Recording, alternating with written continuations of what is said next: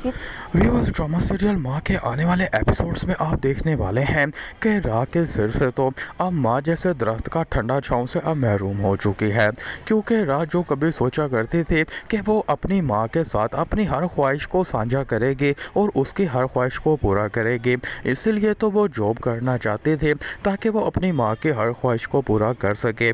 मगर राह को क्या पता था कि जैसे ही वो अपने काम से वापस आएगी तो उसकी माँ जिंदा नहीं रहेगी। जबकि व्यूवर्स अब कबीर साहब राह के पास आता है और उससे कहता है कि अब से बेटा तुम मेरी ही जिम्मेदारी हो। जितना ज़्यादा दुख तुम्हें तारा के जाने से हुआ है उतना ही ज़्यादा दुख मुझे हुआ है, क्योंकि मैं हमेशा से अपनी गलतियों का अजाला करना चाहता था कि मैं तुम्हें और तुम्हारी माँ को हमेशा से बताना चाहता था कि मैं कभी भी तुम लोगों से नफरत नहीं कर सकता और ना ही मैंने पूरी ज़िंदगी तुम लोगों से नफरत की है।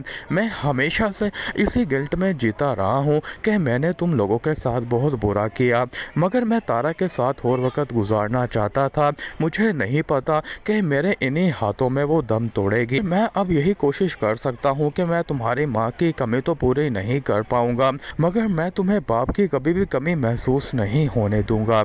जिस पर राह कहती है कि अब इस सब का क्या फ़ायदा, काश मेरी माँ जिंदा होती और आप उनके सामने ये सब कुछ कह रहे होते और ऐसा करके दिखाते तो तब मैं मानती भी। अब इन सब बातों का कोई भी फ़ायदा नहीं है।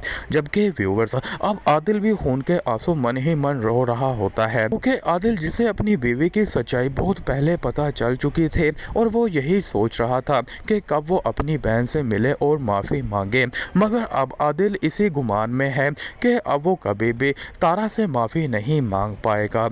इसलिए वो अब यही दुआ करता है कि जितनी जल्दी हो सके वो अपने पाँव पर खड़ा हो जाए और जिन लोगों की वजह से मेरा घर टूट चुका है उन लोगों को मैं पूरी तरह से सबक सिखा सकूं।